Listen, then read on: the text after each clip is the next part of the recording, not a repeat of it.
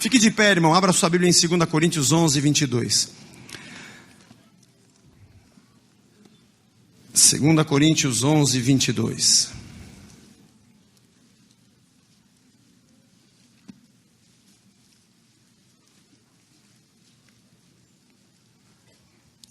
São hebreus? Também eu. São israelitas? Também eu. São da descendência de Abraão? Também eu. Paulo dizendo. São ministros de Cristo? Falo como fora de mim. Eu ainda mais. Em trabalhos muito mais em prisões, em açoites, sem medida, em perigos de morte, muitas vezes. 5 vezes recebi dos judeus uma quarentena de açoites menos um, eram 39. Fui 3 vezes fustigado com varas, uma vez apedrejado, em naufrágio 3 vezes, uma noite e um dia passei na voragem do mar, em jornadas muitas vezes, em perigos de rios, em perigos de salteadores, em perigos entre patrícios, em perigos entre gentios, em perigos na cidade, em perigos no deserto, em perigos no mar, em perigo entre falsos irmãos, em trabalhos e fadigas, em vigílias, muitas vezes, em fome, sede, em jejuns, muitas vezes, em frio e nudez. E ele ainda diz, eu abri no texto errado, quis acompanhar, não vou acompanhar só por lá. Pi, pode trocar um pouquinho antes, que senão eu fico esperando muito para ler. Além das coisas exteriores, há o que pesa sobre mim diariamente, a preocupação com todas as igrejas. Quem enfraquece? Que eu também não enfraqueça. Quem se escandaliza? Que eu não me inflame. Se tenho de gloriar-me, gloriar-me-ei no que diz respeito à minha fraqueza.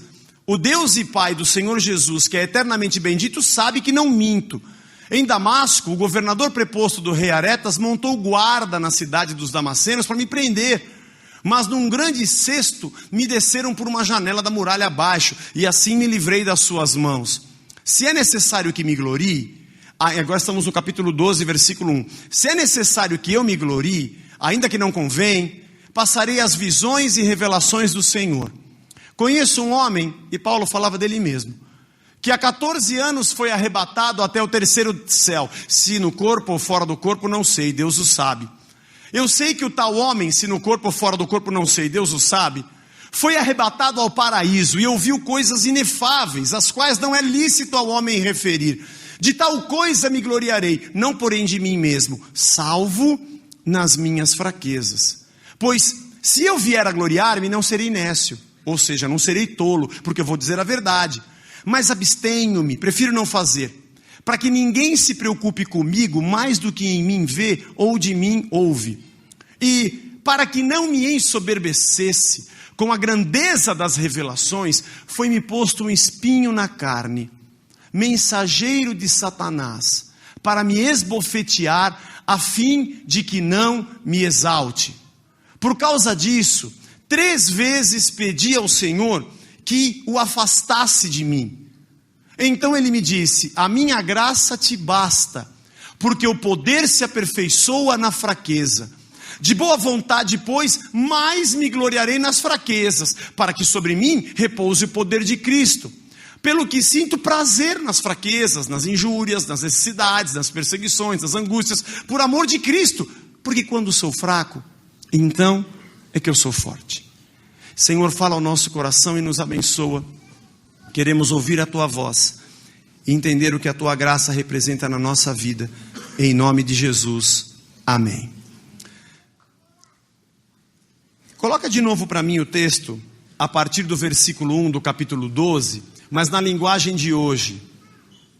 Eu queria ler para você como fica essa tradução dizendo, na linguagem que a gente usa corriqueiramente. 2 Coríntios 12, de 1 a 10, olha que legal. Depois dele falar tudo o que ele sofreu, embora não adiante nada, eu preciso me gabar de mim mesmo. Deixa eu se gambar um pouco aqui. Agora vou falar a respeito das visões e revelações que o Senhor tem me dado. Conheço um cristão que há 14 anos foi levado, de repente, até o mais alto céu. Não sei se isso de fato aconteceu ou se ele teve uma visão, somente Deus sabe. Repito, sei que esse homem foi levado de repente ao paraíso. Não sei se isso de fato aconteceu ou se foi uma visão, somente Deus sabe. E ali ele ouviu coisas que palavras humanas não conseguem contar. Próximo. Eu me gabarei desse homem, mas não me gabarei de mim mesmo, a não ser das coisas que mostram as minhas fraquezas. No entanto, se eu quisesse me gabar de mim mesmo, isso não seria uma loucura, porque estaria dizendo a verdade. Mas eu não me gabarei, pois quero que a opinião que as pessoas têm de mim se baseie naquilo que me viram fazer e me ouviram dizer. Olha agora, mas para que não ficasse orgulhoso demais, por causa das coisas maravilhosas que eu vi, eu recebi uma doença dolorosa, que é como um espinho no meu corpo. Ela veio como um mensageiro de Satanás para me dar bofetadas e impedir que eu ficasse orgulhoso. 3 vezes orei ao Senhor pedindo que Ele me tirasse esse sofrimento. Mas Ele me respondeu: a minha graça é tudo o que você precisa, pois o meu poder é mais forte quando você está fraco. Portanto, eu me sinto muito feliz em me gabar das minhas fraquezas, para que assim a proteção do poder de Cristo esteja comigo. Eu me alegro também com as fraquezas, os insultos, os sofrimentos, as perseguições, as dificuldades pelos quais passo por causa de Cristo, porque quando perco toda a minha força, então tenho a força de Cristo em mim. Muito interessante o que Paulo diz. Um homem que sofreu tantas coisas, mas ao mesmo tempo um homem que teve tantas revelações de Deus. Paulo teve grandes revelações de Deus. Aliás, o Novo Testamento, a base da igreja de Cristo hoje, foi escrita por esse homem. Por alguém que teve revelações incríveis de Deus, como ele diz, não sabe se foi no corpo, fora do corpo, mas ele teve visões daquilo que Deus lhe mostrou, de entendimento do que Deus era, do que Deus fazia, coisas que ele relata nas suas cartas, sobre a glória de Deus, sobre como Deus se manifesta, raciocínios da sua humanidade e de como um homem deve se comportar diante das verdades de Deus e das lutas que tem na terra. E mesmo com tudo isso, Paulo conta uma experiência de que ele poderia ter algum orgulho humano pelas coisas que Deus lhe deu. E ele diz: por causa disso, por essas coisas, Deus me colocou um espinho na carne. Sabe que eu fiquei estudando essa semana sobre o que seria o espinho na carne? Alguns historiadores acreditam que seria algum tipo de acusação, ou algo que Paulo sofresse sentimentalmente, mas essa versão não tem muitas bases, porque ele fala de um espinho colocado na sua carne, talvez algo que lhe doesse, alguma coisa que lhe machucasse, e ele diz que é um mensageiro de Satanás para lhe esbofetear, para que ele não se ensoberbecesse, para que ele não fosse orgulhoso. É como alguém que diz: eu sou todo poderoso. Não sou, está doendo. Para que ele sempre se lembrasse que precisava de Deus, para que ele tivesse todos os dias um alerta e um sinal, para trazê-lo de volta com os pés no chão, mesmo tendo a sua mente e o seu coração no céu, sabendo que dependia do Senhor em tudo. Nós não podemos esquecer que somos humanos. Nós não podemos nos esquecer que dependemos de Deus. Assim como muitas pessoas na terra, a riqueza lhe sobe a cabeça, e ele acha que é mais do que os outros. Na igreja isso também acontece. E pessoas a quem Deus usa, e que recebem dons e talentos, e têm visões e fazem a obra, da mesma forma podem sentir que Deus lhes serve, e se esquecer de que são gente de carne e osso, dependentes de Deus como qualquer pessoa. Lá no livro de Gálatas 4, 13 e 14, nós não vamos ler, depois você anote Gálatas 4, 13 e 14. Paulo fala que quando ele teve essa enfermidade, os irmãos da Galácia não se envergonharam dele, ou não ficaram tentados por causa dele. Sabe que existem alguns historiadores que até acham que ele deveria ter epilepsia, porque seria alguma coisa aparente que o envergonhasse, que muitos talvez até pré-julgassem que fosse alguma coisa como demônio ou coisa do tipo, e isso sempre machucava Paulo. Por isso ele diz em Gálatas que eles não se envergonharam do fato dele ter essa doença. Nós não sabemos o que é, mas ali ele relata que tinha essa enfermidade, e na verdade, Pouco importa, o que importa é que Paulo tinha um espinho na carne, alguma coisa que lhe machucava. E diz a palavra que ele orou 3 vezes ao Senhor e Deus deu uma resposta para ele: Paulo, a minha graça te basta, porque o meu poder se aperfeiçoa na sua fraqueza. 3 detalhes desse pequeno versículo. Primeiro, Paulo disse assim: Senhor, tira de mim esse espinho da carne. E o texto que nós lemos diz que ele quantas vezes orou ao Senhor? 3. Mas Paulo era um cara que não era muito crente, irmão. Paulo era um cara que não tinha muita fé. Ele não conhecia muito a Deus. Não. Não devia ser uma pessoa que frequentava muito igreja. Não. Ele não conhecia o poder de Deus. Paulo não conhecia o poder de Deus. Não conhecia. Aliás, se eu pudesse aconselhar Paulo entrar na máquina do tempo, aquele carro do filme De Volta para o Futuro, e eu fosse para o passado, eu ia chegar nesse dia que Paulo estava escrevendo isso, ia dizer para ele: Paulo, você está errado, mano. Quantas vezes você orou? 3. Você é passivo, acomodado. Não se ora 3. Irmão, quem aqui já orou 3 vezes só por um motivo? Ninguém. A gente atazana a Deus umas 50 vezes. É ou não é? É lógico. E vem com um monte de jargões. Eu não aceito. Eu não vou viver. Eu repreendo. Já pensou Paulo? Deus dizendo assim: Paulo, a minha graça te basta. Você vai continuar doente, tá? Mas a minha graça vai estar com você. Eu não aceito isso que o Senhor tem. Eu tomo posse da minha cura. Eu tomo posse que eu sou nova criatura. E Deus ia ficar no céu assim, ó. Pode tomar posse quando você quiser, mas você vai ficar doente, mano. Demonstra a intimidade de Paulo com Deus. Demonstra como ele conhecia Deus. E como ele entendia quem Deus era e o que Deus falava. Ele ouvia Deus.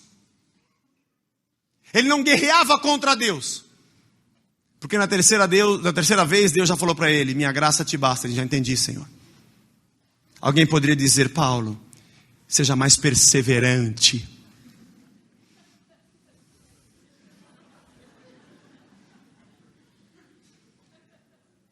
Ore de madrugada, porque a fila é bem menor. Tem a música, não tem? O Dani sabe, já cantou outro dia para nós, no louvor aqui. De madrugada é bem melhor. De madrugada, irmão, a fila é bem menor. É um shot, não é? É um negócio meio assim, é um chachado. É meio Genival Lacerda, é menos gente telefonando, os troncos estão desobstruídos, você consegue orar e Deus... É muita gente orando, Deus fica até meio bagunçado. De madrugada ele consegue ouvir com mais calma.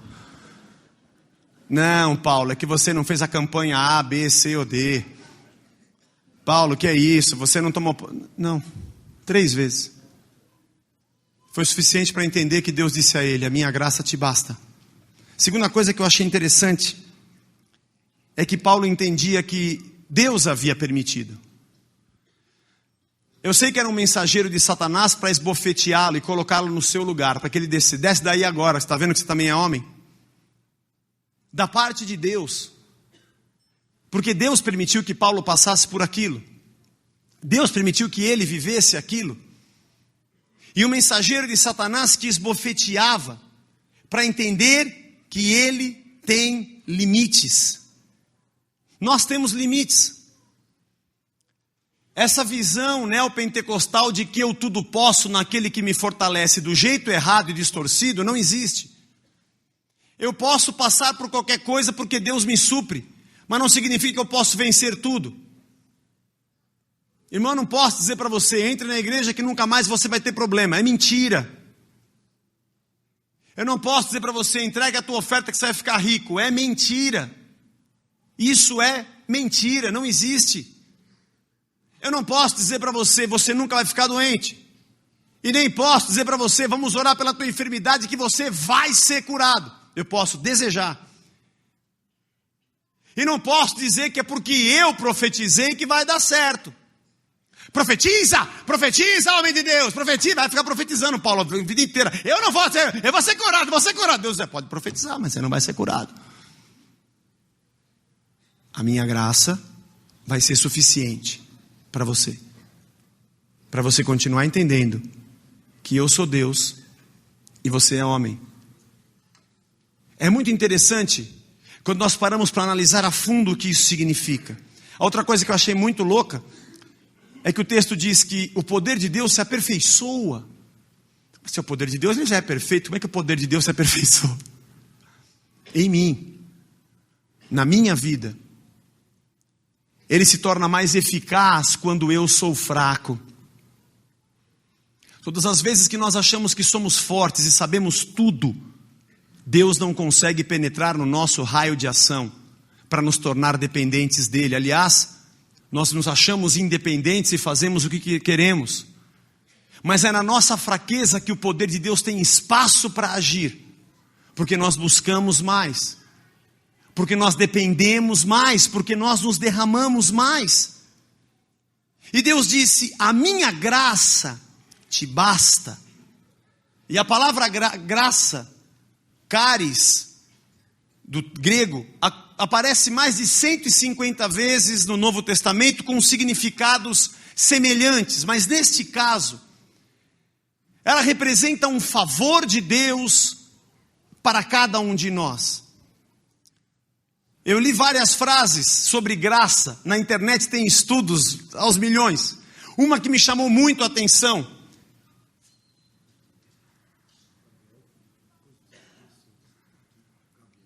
Gabriel, filho de quem? O Gabriel, filho do Claudinei, está aqui? Gabriel? Ele não ganha. Rapaz, avisa o teu pai, tá branco, ó. Olha a camisa dele. Achou que você tinha sumido da igreja. Está ali na Bíblia, pai. Você também, meu. Você ensinou o menino no caminho que deve andar, está aqui no culto, tá vendo? Meu filho sumiu.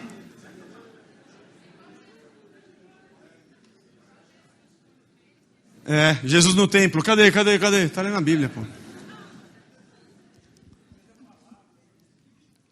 Mais de 150 vezes a palavra graça aparece no Novo Testamento. Abra sua Bíblia em Efésios 1, de 5 a 7, rapidinho.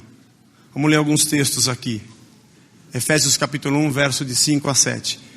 Nos predestinou para Ele, para a adoção de filhos por meio de Jesus Cristo, segundo o beneplácito da sua vontade, para louvor da glória da sua graça, que Ele mesmo nos concedeu gratuitamente. 7. No qual temos a redenção pelo sangue, a remissão dos pecados, segundo a riqueza da sua graça. Agora Efésios capítulo 2, de 5 a 7 também. Vire uma página aí. Efésios 2 agora. Isso. E estando nós mortos em nossos delitos e pecados, na minha versão tem pecados, por isso eu acrescentei, tá? Nos deu vida juntamente com Cristo, pela graça, sois salvos. E juntamente com Ele nos ressuscitou e nos fez assentar nos lugares celestiais em Cristo Jesus, para mostrar nos séculos vindouros a suprema riqueza da sua graça, em bondade para conosco, em Cristo Jesus. Você sabe que a graça de Deus, ela é uma coisa imensurável. Eu estava dizendo aqui sobre as frases que eu li, uma delas dizia assim de um pensador: graça é amor, que é um tipo de amor que vai muito além dos limites do amor. Você consegue entender o que é graça? Quando a gente fala assim, ganhei de graça, você não pagou nada. Deixa eu te perguntar uma coisa: por que Deus nos ama? Diga para mim, antes da gente se converter, você consegue imaginar os teus pecados antes? Como é que você era? Na tua vida, na tua humanidade, nos teus palavrões, nas mentiras, nas falsidades, quantas? Sei lá. Quantas que ofendiam a Deus? Por que Deus mandou Jesus Cristo para morrer por nós? Se nós não pagamos nada por isso. E mais, sabedor ele na sua presciência, que grande parte da humanidade, talvez a sua maioria, não iria crer. E que ele iria se sacrificar entregando o seu filho de graça. E muitos iriam zombar e virar as costas. O que é a graça? Da onde ela vem? Deus do céu. E por que ela existe?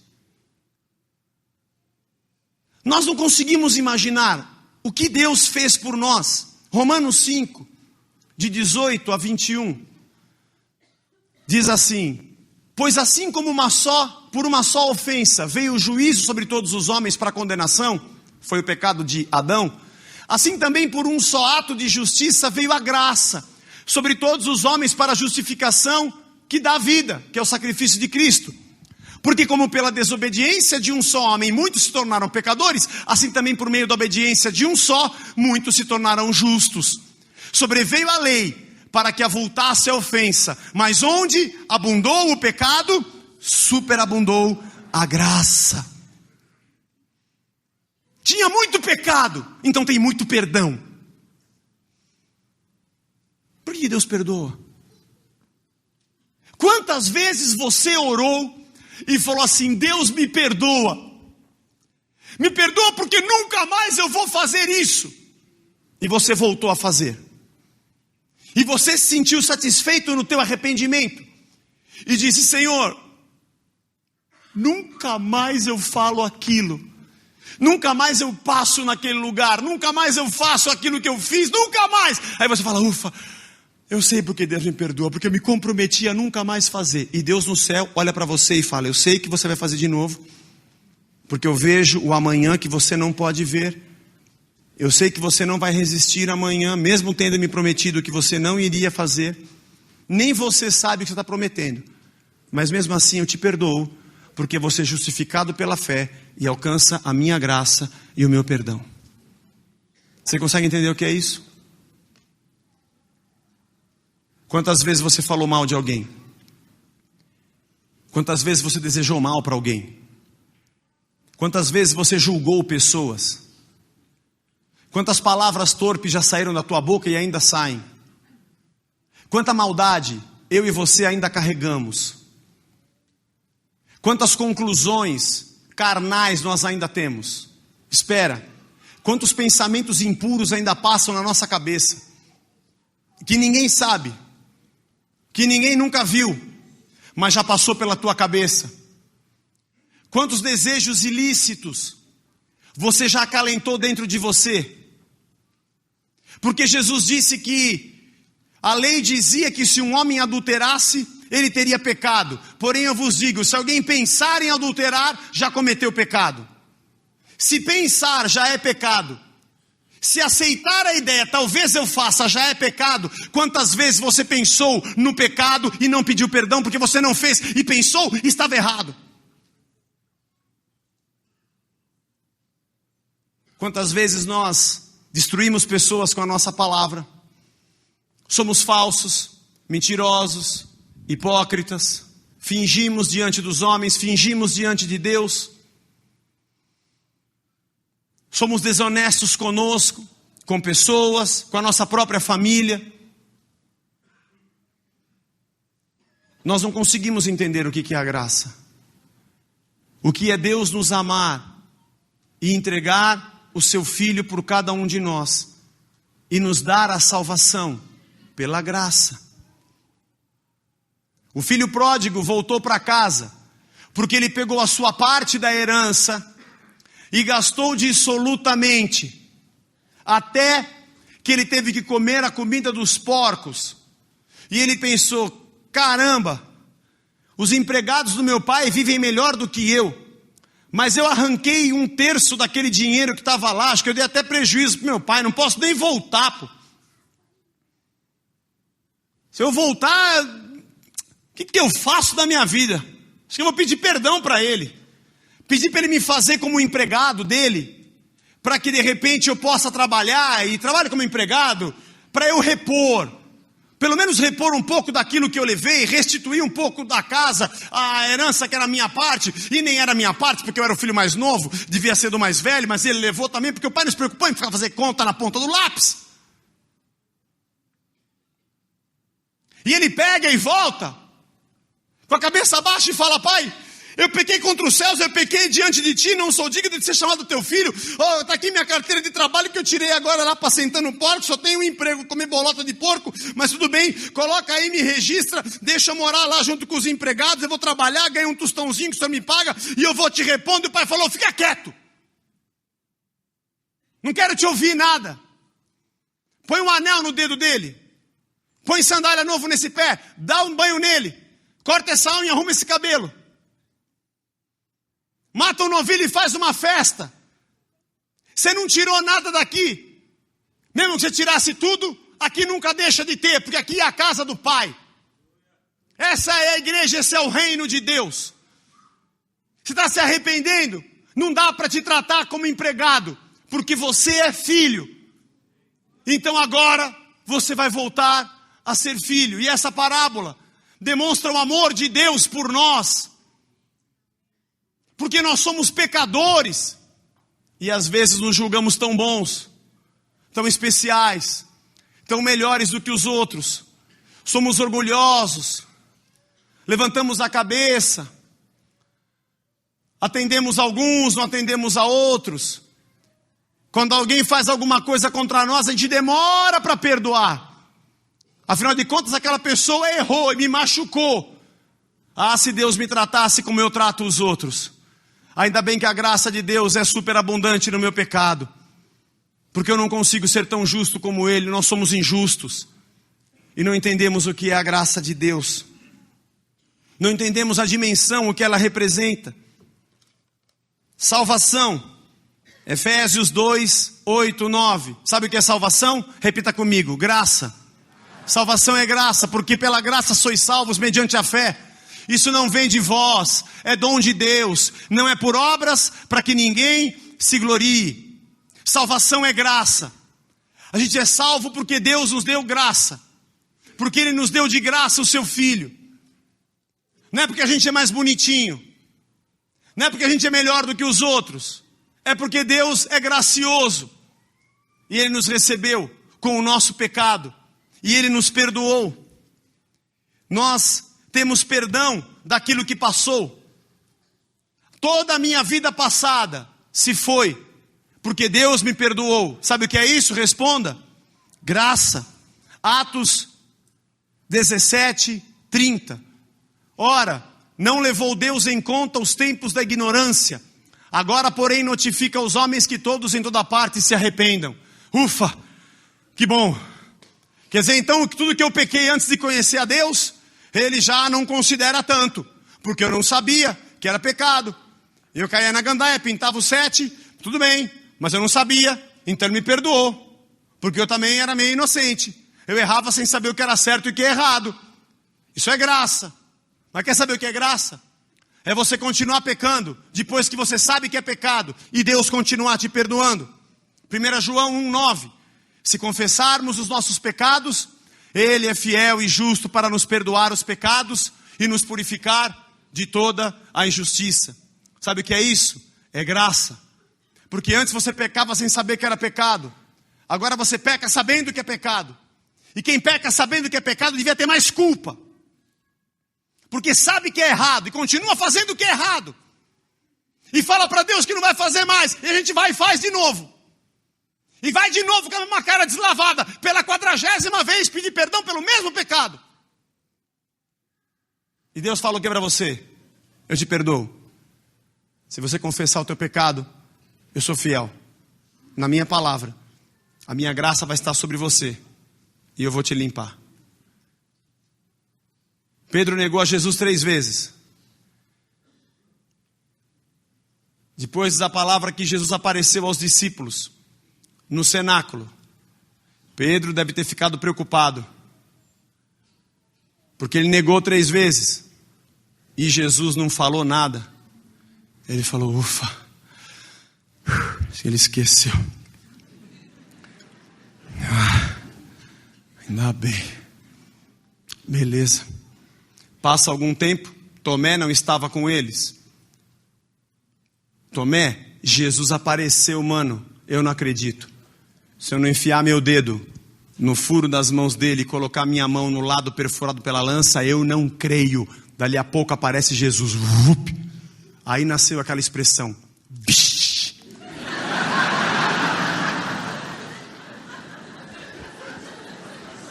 Bish, bish, bish. E Tomé ficou assim. E Jesus apareceu. E aí, Tomé? Tudo certo, velho? Põe a mão aqui, ó. Tá sentindo agora? Vê onde a lança me perfurou aqui, ó.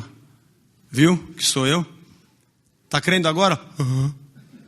Tá crendo porque você viu, né? Mais bem-aventurados serão aqueles que não viram e hão de crer. E a Bíblia não conta a história, mas Pedro devia estar lá no fundo, escondido. Mano, o cara só não acreditou, tomou um vixe desse. Imagina eu que neguei 3 vezes. Já foi?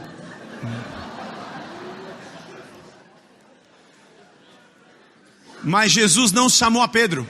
Falou só com Tomé. Foi embora. Aí ele aparece pela 3ª vez. Eles estão no mar da Galileia pescando. Jesus aparece.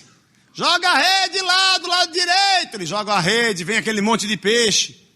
Pedro pula na frente. Vem nadando. Certo de que Jesus, que esse papo de morre ressuscita, a memória acho que dá um...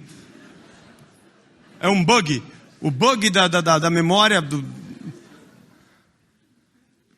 Aí vai lá, come peixe, peixe com pão. Jesus levanta, dá uma espreguiçada. Legal, tá bom, peixe. Tá bom. Ô Pedro, vamos dar um rolê. E Pedro, vamos lá, Jesus. E sai andando. Ô Pedro, como é que estão as coisas aí? Tá legal, Jesus. A gente estava meio triste que o senhor morreu, mas agora o senhor está aí. Estamos aí. Legal.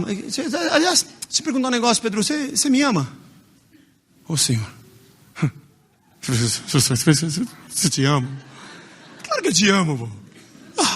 Tava brincando. Não, só queria perguntar, Pedro. A gente já vai perguntando, né? É que você nunca fala. Tem que falar, te amo. Legal. Como é que tá o campeonato da Galileia? Tá bom, o Palmeiras tá mal. Tá.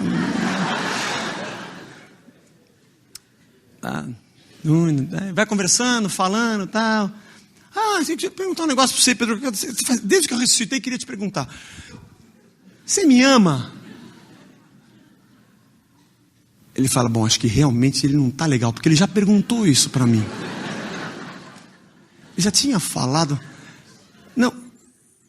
Você fala, claro, Senhor, eu te amo. Então, apacenta as minhas ovelhas. Vai lá e... fica comigo. É nóis, bate aqui. Pá. E vai, sai andando, continua conversando. Dali a pouco, depois de Pedro negar 3 vezes, era a 3ª vez que ele aparecia aos discípulos, e a 3ª vez que ele pergunta para Pedro, Pedro, você me ama? Quando ele perguntou a 3ª vez, Pedro falou, Senhor, o Senhor sabe tudo, né? Já entendi porque o Senhor está perguntando. Porque eu te neguei, né? Morri de medo. Achei que ia morrer também. Tremi nas pernas quando vi aquela mulher perguntando. Era uma camareira lá, empregada, perguntando. Eu fiquei preocupadíssimo, eu neguei. O Senhor sabe que eu neguei, né? Aliás, quando estava no Monte da Transfiguração, o Senhor me conhece, né? Que maior glória eu querendo montar uma tenda. Quando o Senhor lavou o nosso pé, na minha vez eu falei, meu pé o Senhor não lava. Então você não tem parte comigo. Então lava tudo.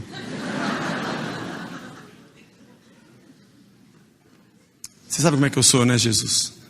Cada bobagem que eu falo, mano. O Senhor sabe tudo, né, Senhor? Claro que eu sei, Pedro. O que você está pensando? Que a tua vida acabou? Eu não esqueci, mas eu te perdoo. Vai e apacenta as minhas ovelhas. Você está falando sério, Jesus? Estou falando sério. Mesmo depois de ter negado, porque Judas, ele te traiu. E eu te neguei, qual a diferença? Arrependimento. Porque a minha graça está sobre o mundo. A minha graça está sobre você. Levanta, sacode a poeira e dá a volta por cima, porque essa é a minha graça. Você nunca vai entender. Sabe o que eu acho, irmãos? Que graça é o motivo pelo qual a gente louva. Porque é muito doloroso nós vermos nos dias de hoje louvores que cantam milagres. Não tenho nada contra milagre, aliás, só tenho a favor. Também gosto de vivê-los. Mas será que a gente pode louvar a Deus mesmo quando nada acontece? Será que a gente entende o que significa em tudo dar graças? Será que a gente só pode ficar feliz quando Deus faz aquilo que a gente quer que Ele faça? Será que a gente só pode se alegrar e achar que está pisando a cabeça de Satanás porque o milagre que eu esperava aconteceu? Será que eu não consigo levantar todos os dias e falar: Senhor, obrigado pela Tua graça. Obrigado porque o Senhor está comigo e é o motivo pelo qual eu não sou destruído. Porque o Teu perdão está sobre mim, eu posso recomeçar. Porque se fosse pela vida que eu vivi, por aquilo que eu era, eu nunca estaria aqui. Foi pela Tua graça. Eu não pude pagar e nunca vou conseguir pagar. Como filho pródigo, o Senhor me aceitou de volta. Como é que eu vou entender e agradecer ao Senhor? 1 Coríntios 15, de 9 a 10. Dons, talentos, sabe de onde vem? Da graça. Porque eu sou o menor dos apóstolos, diz Paulo, que mesmo não sou digno de ser chamado apóstolo, pois persegui a igreja de Deus. Mas, pela graça de Deus, sou o que sou. E a sua graça que me foi concedida não se tornou vã. Antes trabalhei muito mais do que todos eles, todavia não eu, mas a graça de Deus comigo. Deixa na tela esse versículo. Deixa na tela para a gente apanhar um pouco. Deixa na tela para a gente ser esbofeteado pela palavra de Deus. Volta o anterior, por favor. Eu sou o menor dos apóstolos. Eu não sou nem digno de ser chamado, porque eu persegui a igreja. Volta agora, o 10. Mas pela graça de Deus, eu sou o que sou. Repita comigo, irmão. Pela graça de Deus, eu sou o que sou. Deixa na tela. Porque a gente acha que Deus nos dá dons, que pessoas são separadas ao ministério, porque são boas demais. Olha lá. Olha como ele prega.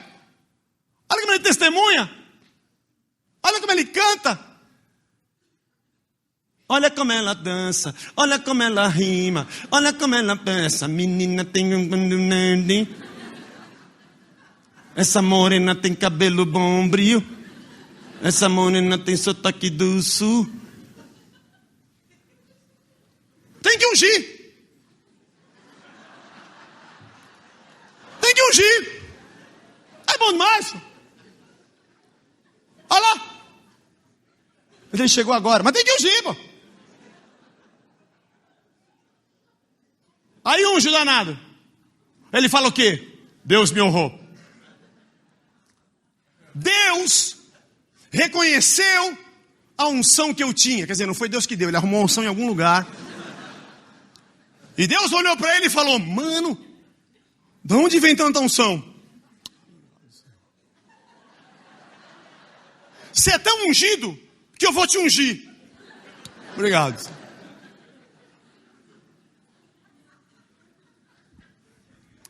Ideia miserável. Pela graça de Deus eu sou o que sou. Pecador, falso, nojento, maledicente, impuro, hipócrita. Há alguém aqui que não é isso? Todos nós somos. Porque todos pecaram e destituídos estão da glória de Deus. Não é você não, é a graça. Não venha se gabar do cargo, do título, do crachá ou do nome. Isso não vale nada. Venha se gabar da sua fraqueza, da sua dependência de Deus, porque é aí que você é forte. Pela graça de Deus eu sou o que sou. E a sua graça que me foi concedida não foi vã, porque já que Ele me concedeu e eu não merecia, então eu trabalhei bastante, mais que os outros apóstolos. Na verdade não fui eu, Foi a graça de Deus que trabalhou comigo. Oh, aleluia. Foi a graça. Foi a graça de Deus. A consciência do que representa a graça do Senhor. O favor de Deus a nosso favor. A mão de Deus que completa a obra das nossas mãos. Que Ele nos ensina, que Ele nos fala, que Ele nos enche, que Ele nos dá entendimento para entender as Escrituras, para falar delas. Isso é graça. Não é nosso. Não é pertinente ao pecador, não faz parte da vida do homem que não tem Deus, é só porque ele tem Deus. E há pessoas que ficam se gabando do que têm ou do que fizeram, ou do ministério, ou dos frutos, ou dos resultados, ou dos números, se esquecem da graça, e não glorificam a Deus. Jesus disse: sem mim, nada podeis fazer. E se não fosse a graça de Deus, nenhum de nós estaria aqui. E nem eu estaria aqui. Porque isso é a graça de Deus. É a única coisa capaz, a compreensão da graça, capaz de nos manter humildes e simples e normais como seres humanos. Entendendo, como Paulo diz, que nós temos um tesouro em vasos de barro. Porque nós somos vasos de barro, mas a excelência vem dele, não é nossa. Só entendimento da graça que me leva a fazer a obra de Deus entendendo que ela vai continuar comigo ou semigo. Que ela vai prosseguir na terra. Aliás, faz 2000 anos que Jesus Cristo morreu, ressuscitou, 2010, sei lá se o calendário estava certo, mas é por aí. E a obra não parou, nem eu nem você estávamos na terra. Eu não posso achar que se não for eu que for lá pregar, não vai dar certo, é Deus. Eu não posso pensar que se não for eu que for lá orar, impor a mão e dar a minha cobertura e a minha unção, não vai acontecer, miserável. É Deus! É a graça do Senhor. Até o amor que nós temos a Deus é graça. Depois você leia 1 João 4,19, fala assim: nós amamos a Deus, porque Ele nos amou primeiro. Eu nem sabia o que é amor. Porque se Deus não tivesse nos amado, nós não saberíamos amar a ninguém. Porque Deus prova o seu amor para conosco, em que Cristo morreu por nós, sendo nós ainda pecadores. Porque pode ser que por um justo alguém ouse morrer, mas Ele veio morrer pelo injusto, a troco de nada. Isso é graça. Se eu não conseguir ser grato a Deus e oferecer a Ele meu louvor de graça, eu não sou digno da graça. Se eu não conseguir levantar as minhas mãos para dizer que Deus é bom, mesmo que nada tenha acontecido de bom, eu não sou merecedor da graça. Porque se nós que somos seres humanos, odiamos pessoas que só nos elogiam quando nós fazemos alguma coisa boa para ela, e quando a gente não tem dinheiro e está na pior, ela se afasta, eu acredito que Deus também não gosta de pessoas que só sabem louvá-lo porque o milagre aconteceu, e não por aquilo que Ele é. Não louve a Deus por aquilo que Ele faz, louve a Deus por aquilo que Ele é. Porque fazendo ou não fazendo, Ele continua sendo teu Deus, e você continua sendo filho, e o diabo continua estando debaixo do teu pé, estando bem ou estando mal, porque a graça de Deus permanece sobre a tua vida. E nós precisamos saber e entender o que significa a graça. Livramentos de Deus é graça. Está escrito na palavra em 2 Timóteo 4, de 14 a 18, o próprio apóstolo Paulo declara isso, 2 Timóteo 4, 14 a 18. Alexandre, o latoeiro, causou-me muitos males. O Senhor lhe dará a paga segundo as suas obras. Tu guarda-te também dele, porque resistiu fortemente às nossas palavras. Na minha primeira defesa, ninguém foi a meu favor. Antes todos me abandonaram. Que isso não lhe seja posto em conta. Mas o Senhor me assistiu e me revestiu de forças, para que por meu intermédio a pregação fosse plenamente cumprida, e todos os gentios a ouvissem, e fui libertado da boca do leão. O Senhor me livrará também de toda obra maligna, e me levará salvo para o seu reino celestial. A Ele glória pelos séculos dos séculos. Amém. Você não sai da luta porque você tem mais poder que os outros irmãos. Você não sai da luta porque você é mais ungido. Você não vence batalhas porque das suas mãos emana como a clave de Mike Thor. Mais poder. É porque Deus nos dá graça. Porque Davi, quando derrubou Golias, foi graça de Deus. Porque um garoto de 1,60 m, atirando uma pedra com estilingue, nunca encravaria na cabeça de um gigante que devia ter uma cabeça dura do cão, como era Golias.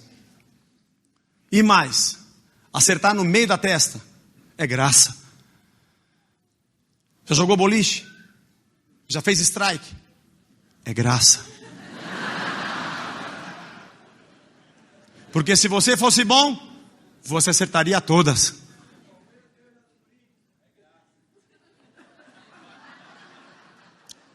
Pode ser hoje, pode ser.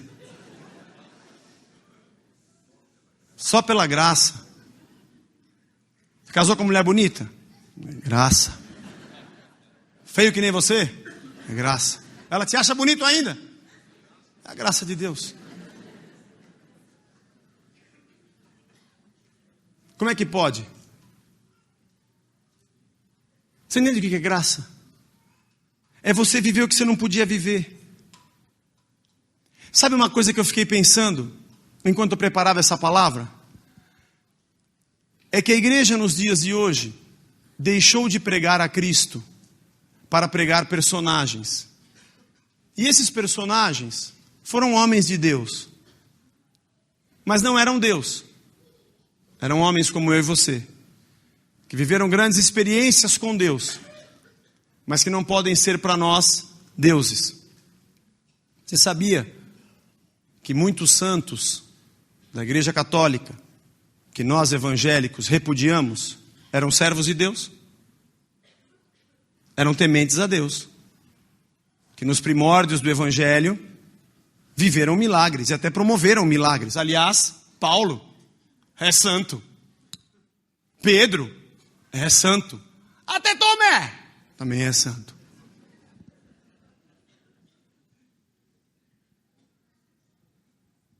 Há palavras de Agostinho que são fantásticas, de reflexões da Bíblia. Tudo bem que uma religião vigente o transformou num semideus, num santo, e muitos o veneram. Mas nós nos gabamos de não fazer isso. Mentira.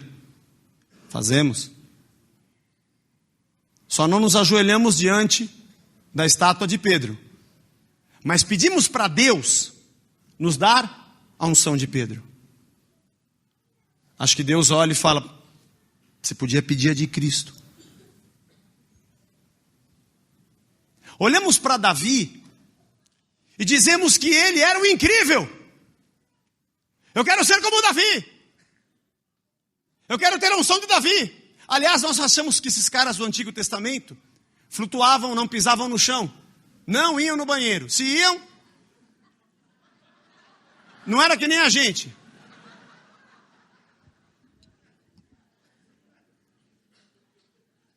Vou falar algumas palavras, porque nós endeusamos pessoas.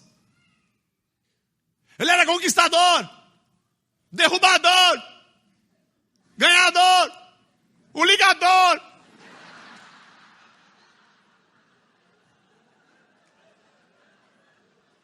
Derrubava demônio com sopro. Quando ele passava, as pessoas faziam Era gente que nem a gente. Eles não eram nada disso. Davi disse: quem sou eu, Senhor? E quem é a minha casa? Está lá em 2 Crônicas 29, 1 Crônicas 29, para te oferecer alguma coisa. Davi escreveu, salmista: a força da minha vida é o Senhor, de quem me recearei? Ele também escreveu no Salmo 40, esperei confiantemente pelo Senhor, e Ele se inclinou para mim. Salmo 14, de Davi, disse o nécio: não há Deus. Está louco, como é que ele anda sem Deus?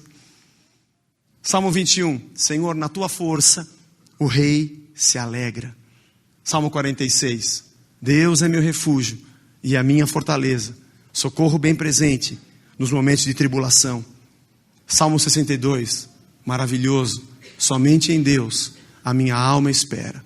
Silenciosa, né, Ana? Somente em Deus a minha alma espera, silenciosa, silenciosa, pois dele vem a minha esperança, só ele é a minha salvação, só ele é o meu alto refúgio. Sabe, ele era gente que nem a gente. Senhor, enquanto eu calei o meu pecado, envelheceram os meus ossos, porque a tua mão pesava sobre mim, mas quando eu confessei, o Senhor me libertou. Sabe por que Davi falou isso? Porque ele mandou matar Urias para ficar com a mulher dele, Betseba.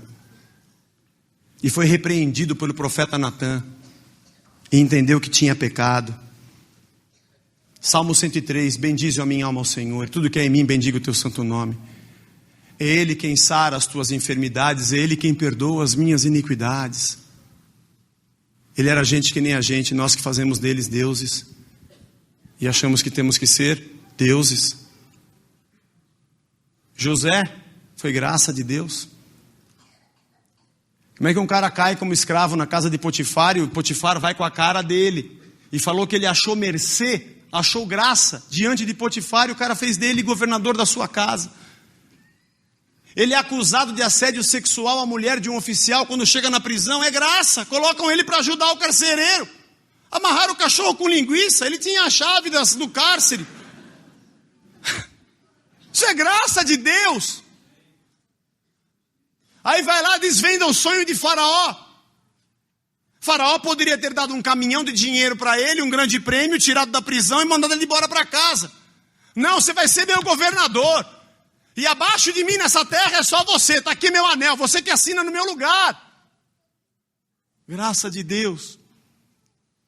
E quando os irmãos vieram com medo, se prostraram diante dele, achando que ele mataria os irmãos, ele falou: não, foi vocês que me mandaram para cá, foi Deus que me mandou. Foi Deus, foi a graça de Deus. Foi a graça do Senhor para que agora eu fosse governador e livrasse vocês e o nosso pai. Ele está vivo, está tudo bem com ele. 22 anos que eu não vejo meu pai. A graça de Deus está sobre nós. Josué foi graça. Senhor, como é que eu vou fazer? O povo crê em Moisés. Porque o Moisés abriu o mar vermelho. Se Moisés pudesse vir em outra encadernação, ia falar: Josué, não fui eu, foi a graça. Você acha que foi meu cajado? Foi meu sopro? Imagina, foi a graça de Deus. Eu nem cria, eu estava com medo. Aliás, estava resmungando. Foi Deus que falou: cala a boca e anda. Pare de orar e de resmungar e manda o povo marchar. E levanta o cajado. Eu levantei com o maior medo. E Deus fez a obra. É a graça de Deus, não fui eu. Não posso agora falar: sou ungido. Esse cajado, quem dá mais? Quem dá mais pelo cajado ungido? Quem vai levar o cajado ungido? Venha hoje à igreja para levar o cajado ungido de Moisés.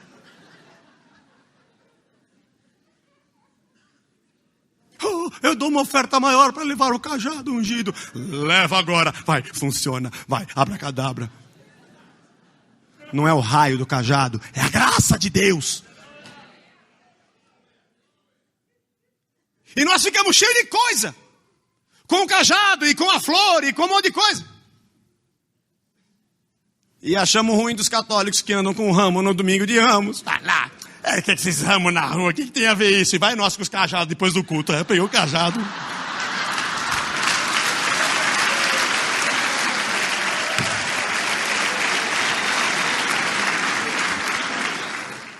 Mas sabe por que o Evangelho prega isso?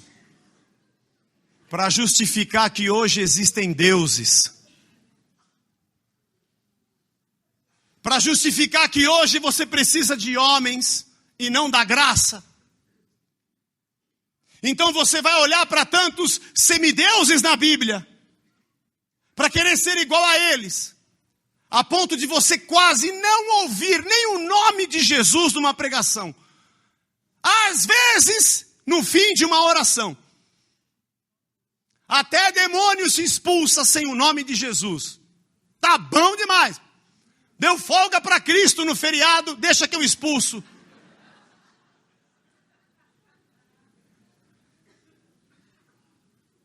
Duvido se há unção e duvido se há demônio.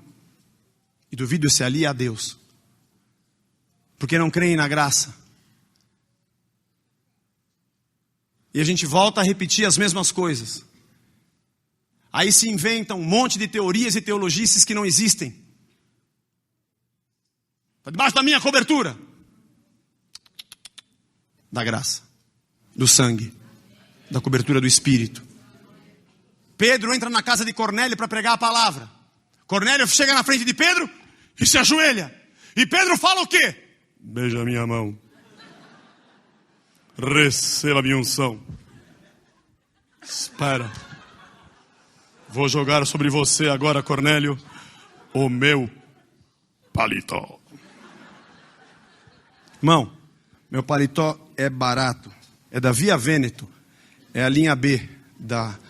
Recebe agora. Sentiu alguma coisa? Nada. Não, mas o manto de Cristo, quando a mulher tocou, ela foi curada. Tá bom, entre Cristo e você tem uma diferença enorme. É a graça de Deus. Se converteu com a minha palavra. Não é tua, é de Deus. Foi no culto que eu preguei. Minha avó dizia, bela roba. Tá ruim, hein? Senhor, estou preocupado. Se eu não estiver aqui, quem vai continuar essa obra? Eu continuo, Deus fala. Dá para ser? Serve eu.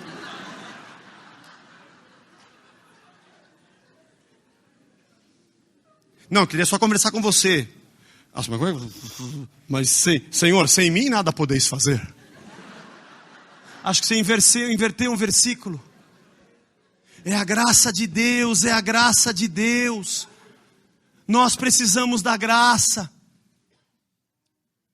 É por isso que se prega Antigo Testamento para se entregar a oferta. Irmão, eu já fiz isso. Por favor, eu já orei, Deus me perdoou. Eu preciso do perdão da igreja. Fale, bispo, eu te perdoo. Aleluia, obrigado, eu precisava ouvir isso.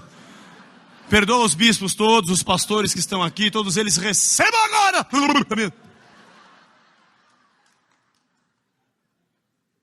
Se prega sacrifício. O sacrifício já foi feito. O sinal já foi dado. Cristo já morreu na cruz. Por isso eu coloquei naquela música, mercenários que cobram para nos dar o que Deus já nos deu de graça. De graça! De graça!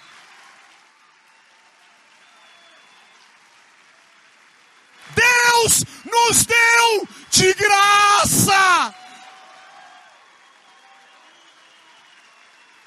Aleluia!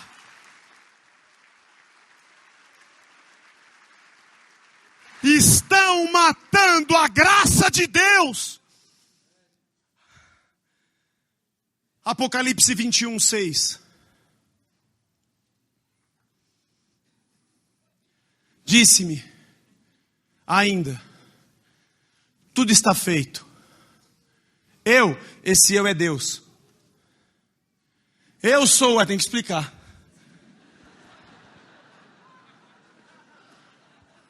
Aqui a gente explica. Em outros lugares deixa a bola pingando para alguém acreditar que seja o pregador.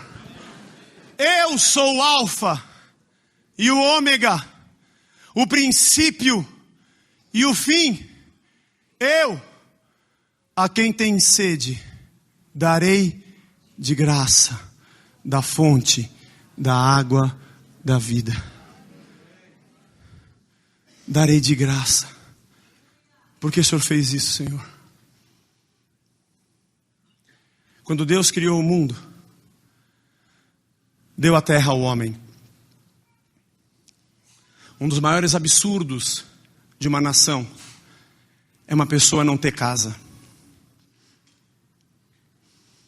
Principal agressão social é alguém chegar numa terra que ele não criou, que ele não fez. Deus deu a terra ao homem. E ele meteu uma cerca enorme e falou: é minha. Quer morar aqui? Te dou um barracão, você trabalha para mim. Quem é você para dizer que a terra é tua? Foi você que fez? Ah, mas eu herdei do meu avô. Então teu avô tomou. Alguém tomou. Pode ser que seja 500 gerações atrás, mas um dia alguém tomou. Para explorar outros. E tomar dinheiro dos outros. E deixar o outro na miserabilidade. Por uma coisa que Deus deu a ele de graça. Mas ele se apoderou e agora vende caro. Eu não tenho nada para te dar que Deus não tenha de graça. Nada que ninguém possa fazer que Deus já não tenha feito. Não há nenhum amor que alguém possa amar que Deus já não tenha amado. Não há nada que você possa querer realizar que alguém já não tenha realizado ou que Deus já não tenha realizado.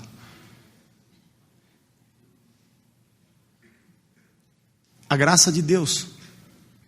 Será que a gente consegue entender o que ela representa para nós? Eu quero encerrar a pregação. Meu Deus, que eu preguei demais. Agora que eu vi o relógio. Quando Paulo disse: Senhor, voltando ao princípio da pregação, orei 3 vezes, sabe o que é, Deus? Esse espinho na carne dói, me atrapalha. É o diabo me esbofeteando e falando: tá vendo, você não tem poder. Tá vendo, você é um fraco. Você prega, escreve e olha aí a tua guerra. E eu orei 3 vezes, Senhor. O Senhor não vai tirar? Eu não tenho poder, autoridade? Deus falou: não. Eu gostaria que você entendesse, Paulo, que eu te dei graça. E a minha graça te basta. Você não precisa, nesse momento, que eu tire o espinho. O que você precisa é acreditar que você vai conseguir fazer mesmo com o espinho. Que o fato de tirar o espinho não vai te tornar melhor para fazer a minha obra, porque a minha obra é feita pela minha graça. E que você pode fazer com o espinho e tudo. E talvez o espinho te ajude sempre a orar e me buscar. E a depender de mim. Eu sou Deus. Paulo, não coloca a tua esperança nisso. Não pense que a tua vida vai ser melhor, porque o espinho vai sair. Não pense que o teu ministério vai ser melhor, porque o teu carro vai ser novo. Ou não ache que você vai ser mais feliz na terra, porque foi removida uma barreira da tua vida. Não que eu não seja o Deus que remova, Paulo. Eu posso remover a hora que eu quiser. Aliás, não sei se você sabe, se eu quisesse eu removeria agora. Mas se eu deixei, é porque eu tenho um propósito em você. E essa dor não vai te atrapalhar em nada. Aliás, isso vai ser uma vergonha para Satanás. Porque ele está te enchendo a paciência, não está? Tá, Senhor. Todo dia ele vem me esbofetear e falar que eu tenho espinho na carne. Então, a maior vergonha dele é ver você realizando com espinho e tudo. E você dizendo: a graça de Deus está sobre a minha vida. Eu quero encerrar com 2 Tessalonicenses 2,16. Ora, nosso Senhor Jesus Cristo mesmo, e Deus, o nosso Pai, que nos amou e nos deu eterna consolação e boa esperança, pela graça, console o vosso coração e vos confirmem em toda boa obra e palavra. Fala assim: a minha esperança é a graça de Deus. A minha esperança é se eu arrumar um emprego novo. Minha única esperança é se aumentar o meu salário. Minha única esperança é se me escolherem para ser promovido. Acho que a minha única esperança é se acontecer um milagre na minha vida. Paulo diz que o nosso Senhor Jesus Cristo e Deus o Pai nos mantenham na esperança da sua graça. Se a graça de Deus continuar sobre mim, vai dar certo. Se a graça de Deus estiver sobre a minha vida, eu vou vencer. E Romanos 5, de 1 a 3. Romanos 5, de 1 a 3. Justificados, pois, mediante a fé, temos paz com Deus por meio de nosso Senhor Jesus Cristo, por intermédio de quem obtivemos igualmente acesso pela fé a esta graça, na qual estamos firmes e gloriamo-nos na esperança da glória de Deus. E não somente isso, mas também nos gloriamos nas próprias tribulações, sendo que a tribulação produz perseverança, e aí ele prossegue, a perseverança produz experiência, e a experiência produz esperança. Eu espero na graça.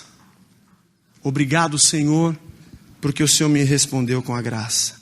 Tudo o que eu preciso é da graça de Deus. Eu aprendi por muito tempo que eu precisava do poder de Deus. O poder se manifesta na fraqueza. O poder se aperfeiçoa na fraqueza. O poder não me torna invencível ou superior aos homens, mas ele se manifesta mais quando eu sou fraco. Eu preciso ser dependente da graça. Porque se Deus fizer um milagre, o poder se manifesta e você é vencedor. Se Deus não fizer um milagre, a graça continua sobre você e você vai ser vencedor do mesmo jeito.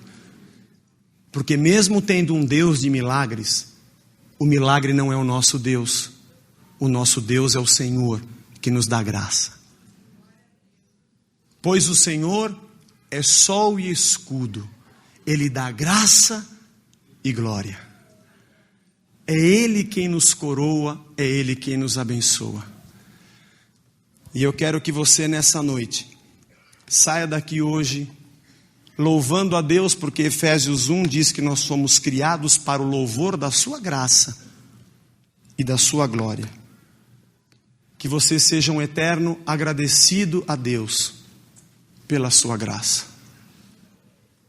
O avô do Pedrinho, um amigo meu que de vez em quando está aqui na igreja, ele dizia assim, e a Bispa Blanche está certa: nunca chame ninguém de desgraçado,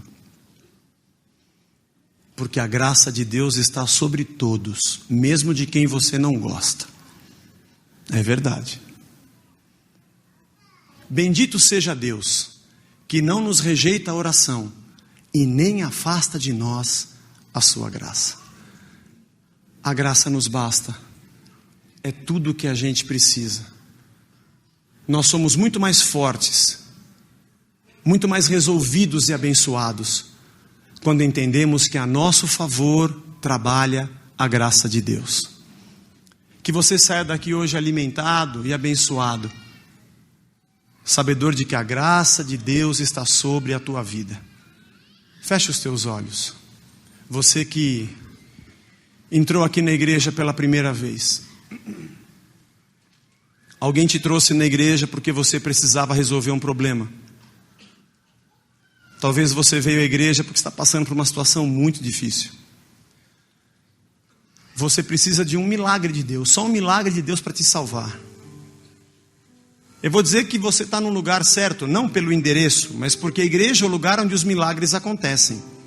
A igreja é o lugar onde Deus responde, onde Deus cura. É verdade, isso acontece mesmo. Mas quando você vai atrás de um Deus que resolve o teu problema, você acaba descobrindo algo melhor do que resolver o problema. Você acaba descobrindo que é um Deus que te dá graça. Ele resolve o problema. Às vezes ele te faz resolver o problema. Em outras ele te faz vencer apesar do problema. Porque a graça de Deus repousa na tua vida. Você precisa de Jesus. Você está carente da graça do Senhor. Você quer entregar a tua vida para Jesus Cristo? Você quer a partir de hoje andar na graça de Deus? Levante a tua mão, eu quero orar por você. Entrega a tua vida para Jesus Cristo, aonde você está. Vinde a mim os que estão cansados e sobrecarregados, disse Jesus. Eu vos aliviarei. Levante a tua mão e entrega a tua vida para Jesus Cristo. Entrega a tua vida para o Deus que te dá graça. Se há pessoas aqui que se afastaram de Deus, levante a tua mão agora. Volta para Jesus Cristo. Volta para o Deus que te dá graça. Como um filho pródigo, você vai ser recebido de volta, porque Deus te quer de volta. E em terceiro lugar, você que está muito preocupado com a tua situação. Aliás, você estava descrente de Deus e mais crente no milagre. Deus está te dizendo hoje: a minha graça te basta. Vamos ficar de pé, continue com seus olhos fechados. Eu gostaria de chamar aqui aqueles que querem entregar a sua vida a Jesus, aqueles que querem voltar para Jesus. Mas eu quero que venha aqui à frente pessoas que precisam da graça de Deus. Pessoas que precisam da graça do Senhor. Aliás, você veio aqui procurando algo, mas hoje você entende: Senhor, me dá graça. Me ajuda a passar. Me ajuda a vencer. Eu estou orando há tanto tempo por uma coisa, mas agora eu sei que eu preciso da tua graça. Vem aqui, nós vamos orar por você. Talvez você venha até para se arrepender. Venha para se arrepender, se for o caso. Ou nunca tenha compreendido o que significa a graça de Deus. Venha se reconciliar com o Senhor. Talvez você não consegue perdoar tua esposa e o teu marido. Você nem entende o que Deus te perdoou. Venha, glória a Deus. Nós vamos abençoar a vida de vocês. É a graça do Senhor. Você estava se sentindo muito orgulhoso demais, né? Acho que é por isso que as coisas não dão certo na tua vida. Porque você não reconheceu que você precisava da graça do Senhor. Venha se reconciliar com a tua fé. Aliás, venha se reconciliar com o cristianismo, com a verdadeira vida com Deus. Você estava mais preocupado se você ia ter um cargo, se alguém ia te ungir, do que verdadeiramente em agradar a Deus. A graça de Deus quer te reconciliar hoje e falar para você: olha, Deus te recebe de volta. E você que está aqui à frente, nós vamos orar por você. Diga assim comigo: Senhor Jesus, eu preciso da tua graça. Enche a minha vida da tua presença. Perdoa os meus pecados. Eu quero recomeçar a viver. Senhor Jesus, a partir de hoje eu pertenço a ti. Tu és meu Senhor. Tu és o meu Salvador. E sem a tua graça eu não sou nada. Toma a minha vida nas tuas mãos. Eu quero começar de novo, em nome de Jesus. Senhor meu Deus, abençoa, meu Pai, estas vidas, Senhor. Nós só temos, Senhor, que te agradecer por aquilo que o Senhor é e pela tua graça nas nossas vidas. Abençoa estas pessoas, Senhor. Abençoa estes que agora são irmãos. Senhor, enche com a tua graça e coloca, Senhor, sobre eles a marca do teu sangue e faz deles moradas do teu Espírito. Nós como igreja os abençoamos e os entregamos nas tuas mãos, em nome de Jesus. Amém. Amém. Glória a Deus. Que Deus abençoe.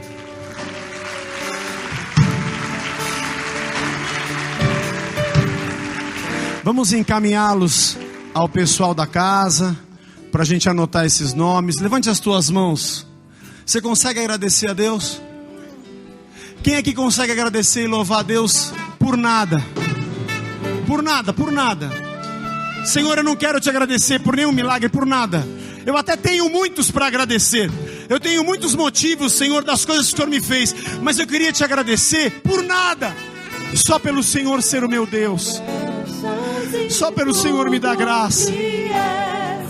Eu quero te adorar por isso, Senhor. Agradecer com todo o meu ser. Te agradeço, Senhor. Te agradeço,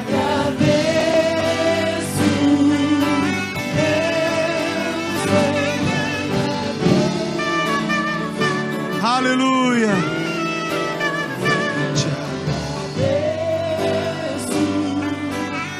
Nós te agradecemos, meu Deus.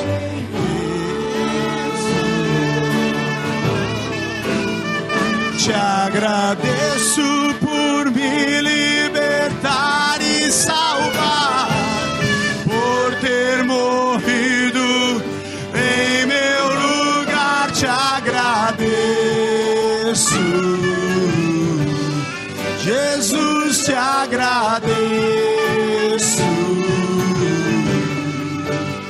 Eu te agradeço.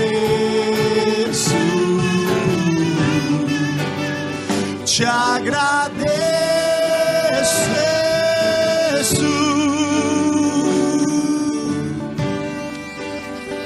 Agradeça. Agradece a Deus. Ore ao Senhor agora. Agradece pela graça de Deus. Foi ela que te trouxe aqui. Agradece porque até aqui você está de pé e a graça de Deus te assistiu. Deus está nos dizendo hoje: a minha graça te basta. Nós te agradecemos, Senhor. Obrigado, meu Deus. Obrigado. Obrigado, Jesus.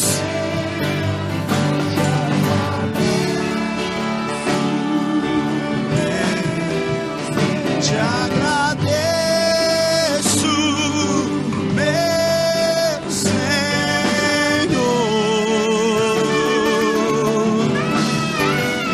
Te agradeço por me libertar e salvar, por ter morrido em meu lugar. Te agradeço, Jesus, te agradeço. Eu te agradeço. Te agradeço.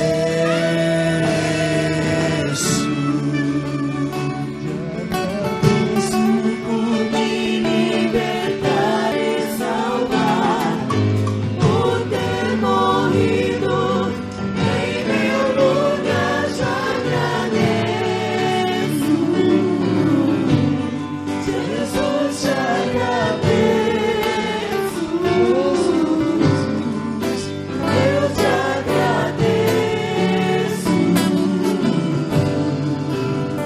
te agradeço.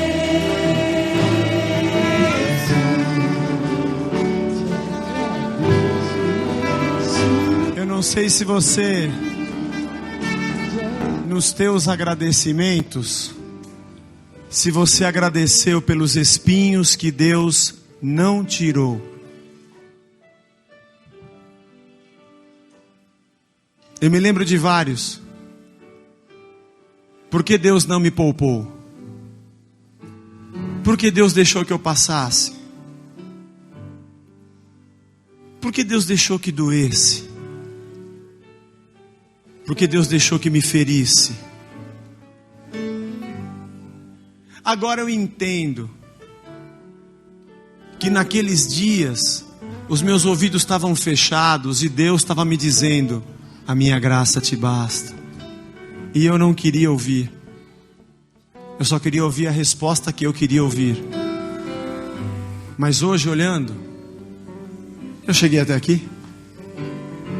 Passou. Eu atravessei, você atravessou. Você ficou tão doido porque o que você esperava não aconteceu, o espinho não saiu. Passou. Naqueles dias eu estava te dizendo: a minha graça te basta, e você não estava ouvindo, nem eu. Mas hoje eu posso agradecer porque a graça de Deus foi suficiente.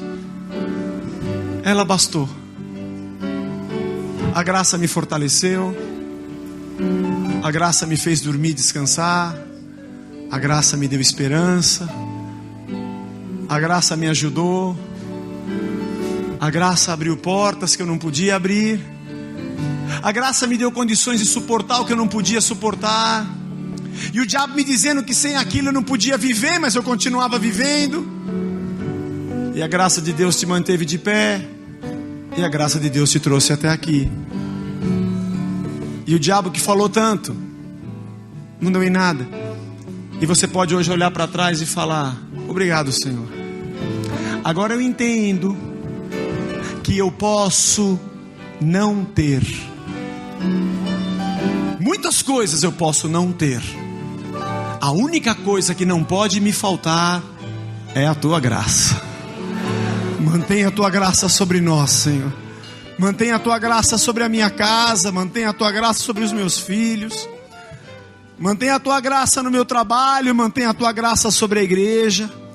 Mantenha a tua graça nas minhas lutas. Mantenha a tua graça nas minhas guerras. Quando não acontecer aquilo que eu esperava que acontecesse, eu vou saber que a tua graça me basta, que ela é suficiente e que eu não preciso de mais nada além dela. E eu só quero te agradecer, porque o Senhor é o nosso Deus, porque o Senhor nos recebeu e nos amou primeiro. E hoje nós não vivemos mais na lei, mas nós vivemos na tua graça. Bendito seja o Cordeiro de Deus, que tira o pecado do mundo. Bendito seja Deus que não nos rejeita a oração e nem afasta de nós a sua graça. Senhor, nós levantamos as nossas mãos para te agradecer, para te adorar e para aprender a viver na tua graça. Nos despede na tua paz. Nos leva para as nossas casas, Senhor, sempre debaixo da tua graça. Mesmo em meio à nossa guerra, eu sei que a tua graça está em nós. Obrigado porque tu és Deus. E que o amor de Deus, o Pai, e a graça salvadora, libertadora, a graça que não merecemos, a graça que não entendemos, graça do Filho Jesus Cristo, e as consolações do Espírito permaneçam sobre nós, a tua igreja, desde agora e para sempre, em nome do Pai, do Filho e do Santo Espírito de Deus. Amém. Amém. Aleluia. Deus nos abençoe. Deus nos abençoe. Dê um abraço no teu irmão, diga para ele: vai na graça. Vai na graça de Deus. Deus te dê graça nas tuas lutas. Deus te dê graça no teu trabalho. Em nome de Jesus. Glória a Deus. Morrido